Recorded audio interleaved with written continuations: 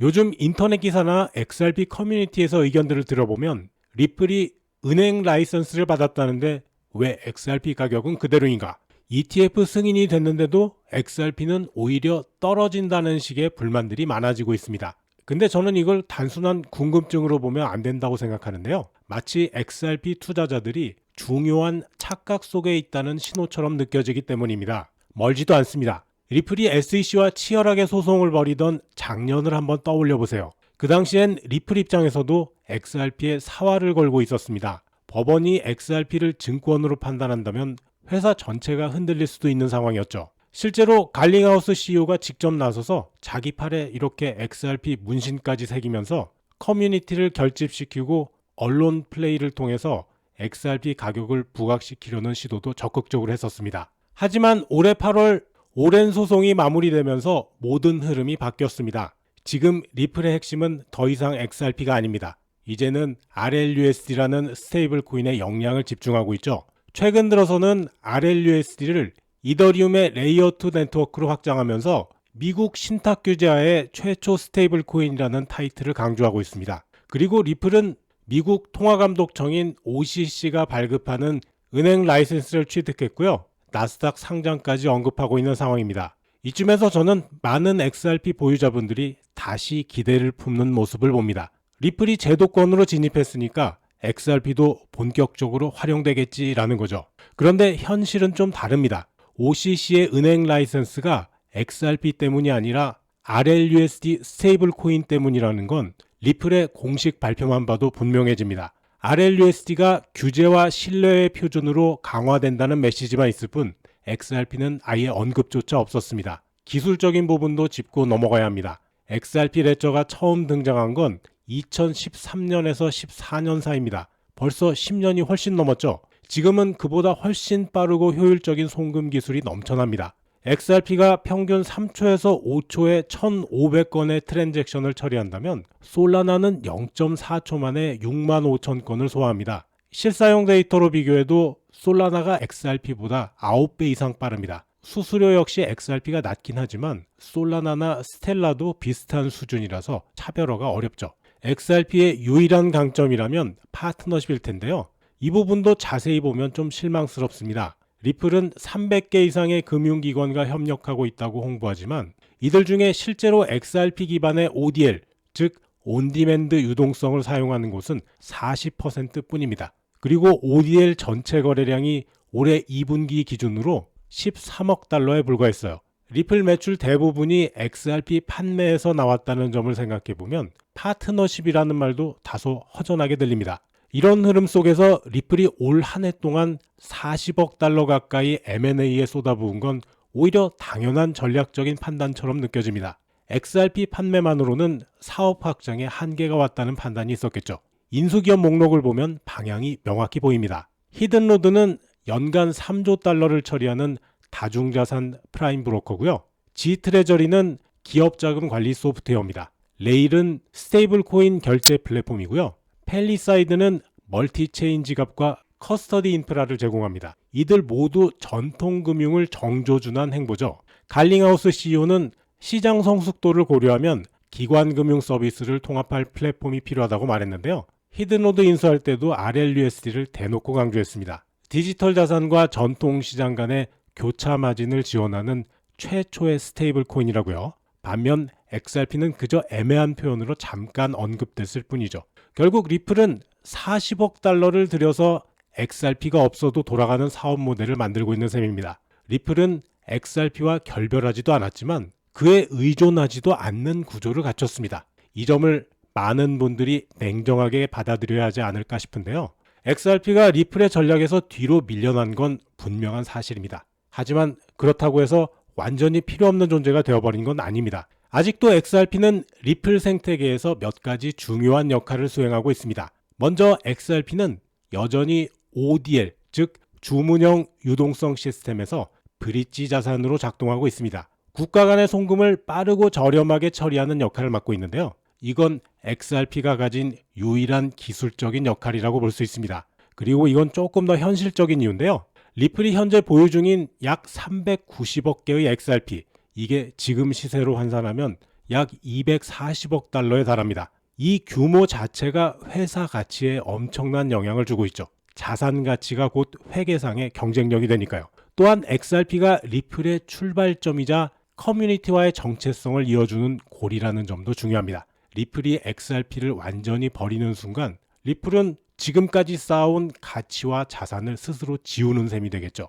게다가 XRP 가격이 오른다고 해서 리플이 손해를 보는 구조도 아닙니다. 리플은 XRP를 여전히 대규모로 보유하고 있고 ODL에서 사용하는 시간은 3초에서 5초에 불과합니다. 가격이 올라도 송금 비용에는 큰 차이가 없다는 얘기예요. RLUSD와 XRP는 경쟁 관계가 아니라 상호 보완적인 위치에 있기 때문에 XRP의 가격 상승이 RLUSD 사업에 악영향을 주지도 않습니다. 하지만 리플의 입장을 한마디로 정리해보자면 XRP 가치가 무너지는 건 막되 굳이 끌어올릴 생각은 없다로 정리할 수 있습니다. 리플 CTO인 데이비드 슈워츠는요, 기업 서비스를 통해서 수익을 다각화하고 XRP 판매에 대한 압력을 줄이겠다고 말했는데요. 이 말은 결국 더 이상 XRP가 주 수익원이 아니라는 뜻이기도 합니다. 자, 이런 흐름은 실제 시장 반응에서도 확인할 수 있습니다. 지난 11월 13일 XRP 현물 ETF가 출시된 이후 지금까지 보세요. 단 한 차례도 자금이 유출된 적이 없이 들어오기만 하는 진기록이 세워지고 있습니다. 총 11억 6천만 달러죠.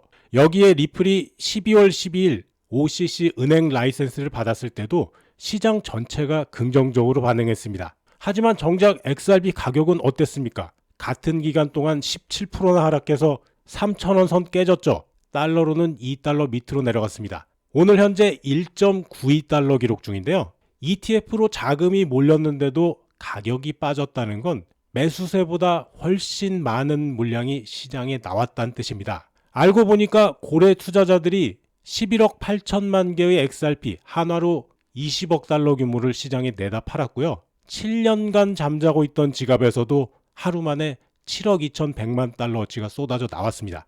ETF가 12억 달러를 사들였지만 고래들은 그 이상을 쏟아낸 겁니다. 이건 아무리 잘 봐주려고 해도 단순 차익 실현으로 보긴 어렵죠. 오래전부터 잠들어 있던 지갑이 이렇게 갑자기 움직였다는 건 이거 우연으로 보기 어렵잖아요. 이들은 분명히 리플의 전략 변화를 빠르게 파악했을 겁니다. 40억 달러에 달하는 인수합병이 XRP와 전혀 무관한 사업을 중심으로 진행됐고요. CTO가 XRP 판매를 수익원으로 삼지 않겠다고 분명히 말한 데다가 OCC의 은행 라이선스도 결국 RLUSD를 위한 것이라는 사실까지 정확하게 이해하고 있었을 가능성이 높습니다. ETF가 승인됐다고 무조건 가격이 오른다고 믿은 개인 투자자들과는 달리 고래들은 훨씬 냉정하고 빠르게 움직인 거죠. 자, 이게 바로 지금 우리가 마주한 현실입니다. 리플이 아무리 성장해도 XRP 가격은 그 성장과 직접 연결되지 않는 세상 말입니다. 갑자기 답답해지는데요.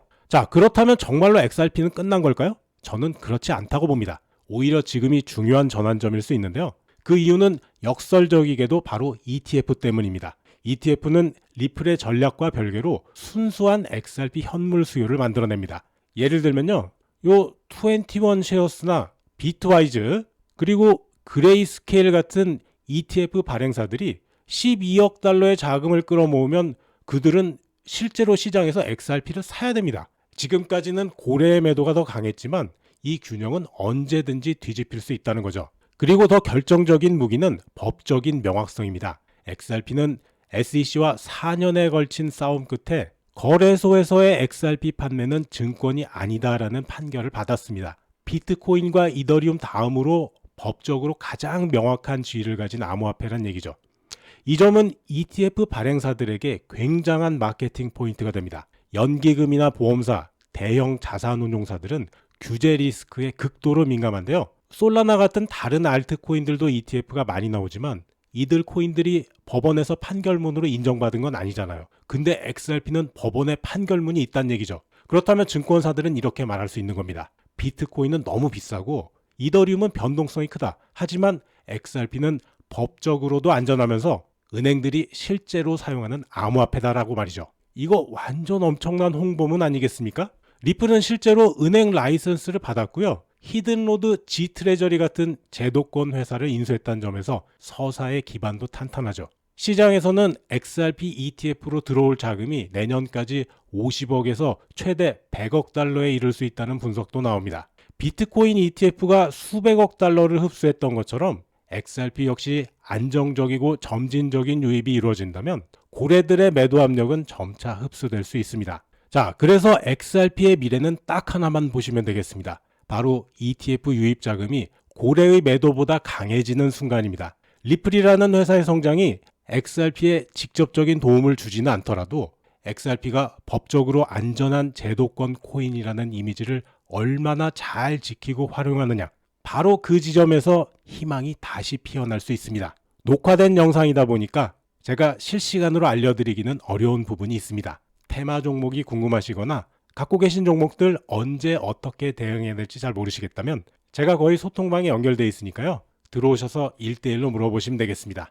영상 준비하고 녹음하는 시간 아니라면 웬만하면 답변 드립니다. 자, 아침 9시에 매수 잡아서 들어갔던 알파코크 현재 16% 이상 상승 중인데요. 절반 청산하고 계속 들고 가겠습니다. 나머지 청산 자리는 소통방에서 실시간으로 공유하도록 하겠습니다. 아직 저희 소통방에 가입 안 하신 분들은 영상 하단에 수익남과 함께 부자되기 링크가 있습니다.